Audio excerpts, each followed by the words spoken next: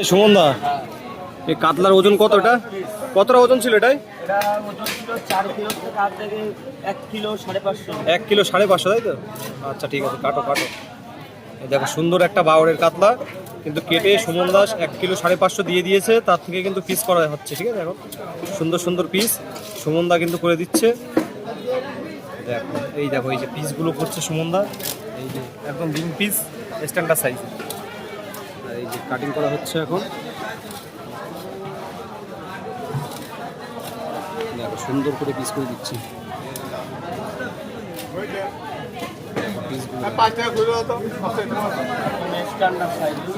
Standard সাইজের কিন্তু piece.